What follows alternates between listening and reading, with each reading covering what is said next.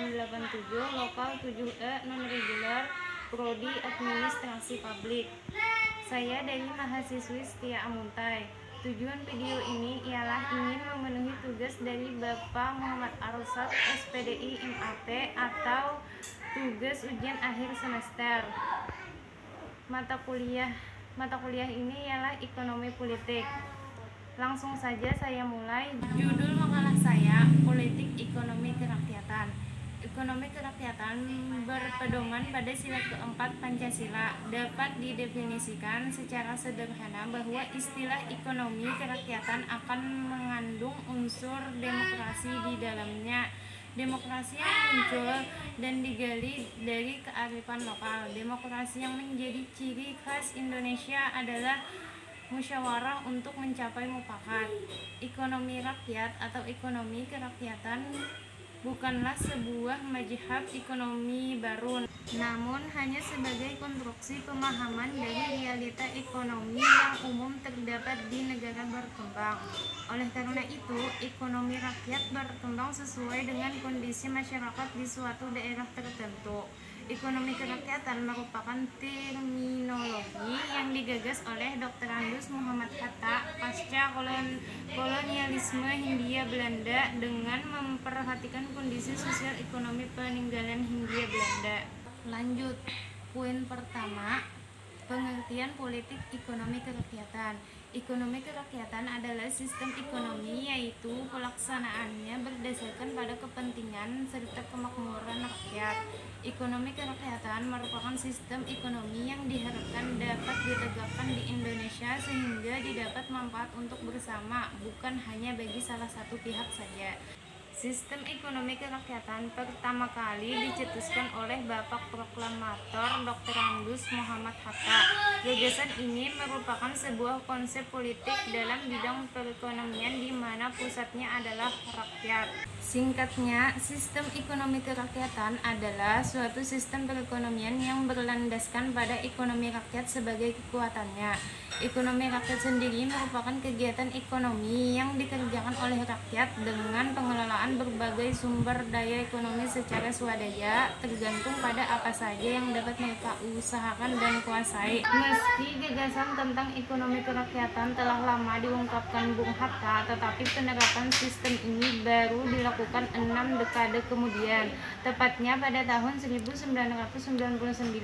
Reformasi yang terjadi di Indonesia pada tahun 1998 disinyalir sebagai pemantik dari keputusan tersebut.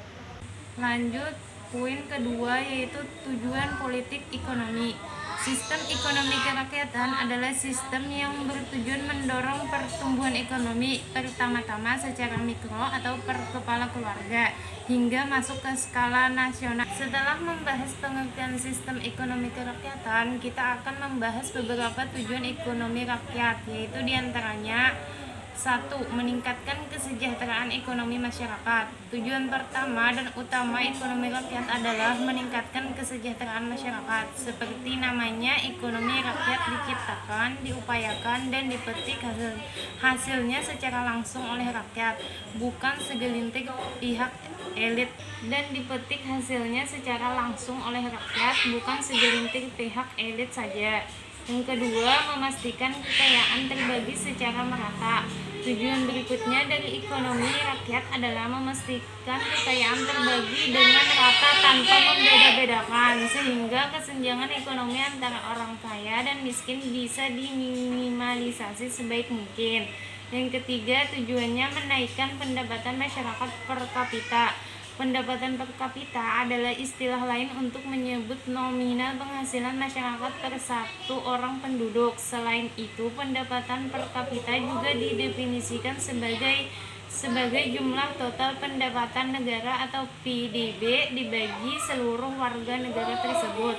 Salah satu tujuan ekonomi rakyat adalah untuk menaikkan nominal per kapita masyarakat. Yang keempat, tujuannya mengurangi jumlah orang miskin dan anak terlantar. Tujuan berikutnya dari ekonomi rakyat adalah mengurangi jumlah orang miskin dan anak terlantar baik dari segi sandang, pangan, dan papan maupun pendidikan. Jika kesejahteraan masyarakat meningkat secara merata, maka akan lebih banyak orang naik dari jurang kemiskinan. Akhirnya, jumlah anak terlantar dari keluarga miskin pun berkurang. Tujuan kelima atau tujuan yang terakhir ialah mendorong pertumbuhan ekonomi negara.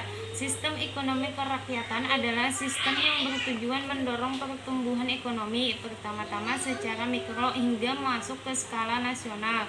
Apabila kondisi perekonomian masyarakat per kepala naik secara merata, maka ekonomi otomatis kualitas ekonomi secara nasional juga akan meningkat.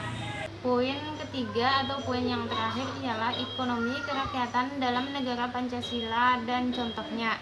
Ekonomi kerakyatan adalah sebuah sistem ekonomi diprakarsai oleh Dr. Andus Muhammad Hatta, Bapak Ekonomi sekaligus proklamator kemerdekaan Indonesia. Di masa krisis moneter 1998 silam, ekonomi kerakyatan adalah sistem yang sangat dielokkan. Alasannya di masa itu sistem ekonomi kerakyatan dianggap berhasil menyelamatkan UMKM dari bencana kemiskinan. Ekonomi rakyat adalah suatu proses pengelolaan usaha secara mandiri dan kolaboratif oleh kelompok-kelompok masyarakat. Menurut Pasal 33 Undang-Undang Dasar 1945, pengertian sistem ekonomi rakyat merupakan suatu sistem guna mewujudkan kedaulatan masyarakat di bidang ekonomi. Dari sini dapat kita simpulkan bahwa pengertian ekonomi kerakyatan adalah sistem ekonomi guna meningkatkan kemandirian dan kesejahteraan ekonomi masyarakat menengah ke bawah. Sejak sebelum kemerdekaan, ekonomi kerakyatan di Indonesia sudah diterapkan dan menjadi salah satu pilar perekonomian negara kita hingga sekarang. Contoh ekonomi kerakyatan sebagai berikut. Penguasaan sumber daya negara oleh BUMN. Semakin besar kapasitas BUMN dalam mengelola kekayaan negara, akan semakin banyak pula pendapatan bisa dihasilkan untuk menunjang pembangunan. Kesimpulan, berdasarkan uraian di atas tadi, sesungguhnya peran negara sangat besar untuk menerapkan sistem ekonomi kerakyatan sebagaimana yang dikehendaki oleh Pasal 33 Undang-Undang Dasar 1945. Oleh karena itu, pembahasan secara komprehensif mengenai reformasi terhadap sistem ekonomi kerakyatan telah dilakukan dalam kerangka reformasi sistem perekonomian yang menyentuh seluruh subsistem yang dibutuhkan dalam penyelenggaraan perekonomian yang berbasis rakyat. Sekian dari penjelasan saya tadi. Mohon maaf jika ada kekurangannya. Wabillahi taufiq wal hidayah.